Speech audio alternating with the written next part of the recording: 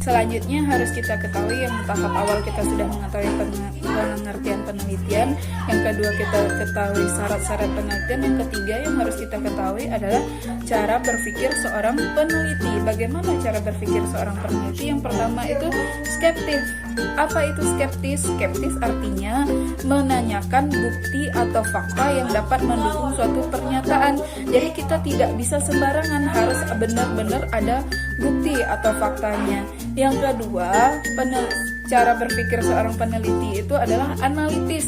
Artinya setiap pernyataan dan persoalan yang dia hadapi itu harus difikirkan atau dianalisis lebih lanjut.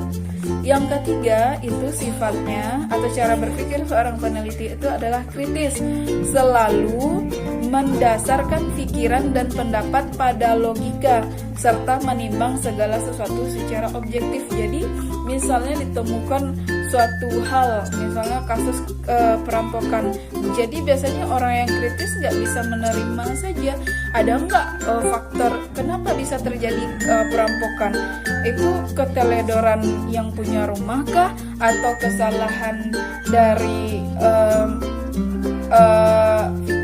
faktor lupa mengunci pintu kah, atau faktor lain, maka itu dikritisi.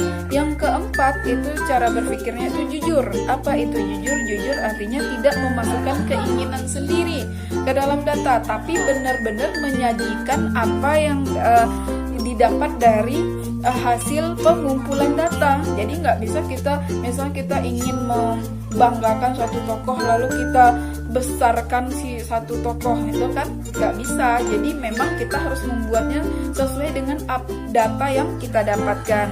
Selanjutnya itu terbuka cara berpikirnya, jadi nggak sempit. Misalnya terbuka itu apa pengertiannya dulu? Terbuka artinya bersedia memberikan bukti penelitiannya dan siap menerima pendapat pihak lain.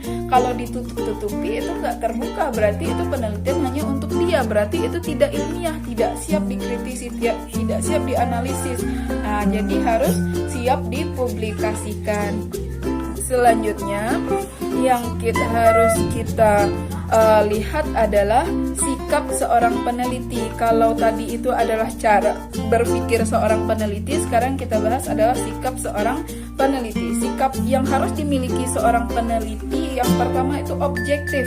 Apa itu objektif? Objektif artinya harus dapat memisahkan perasaan pribadi dan fakta.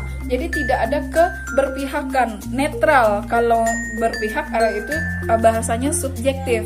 Yang kedua kompeten. Kompeten artinya apa? Kompeten artinya memiliki kemampuan untuk melakukan penelitian. Yang ketiga faktual. Apa itu faktual? Faktual sikapnya itu bekerja berdasarkan fakta yang diperoleh.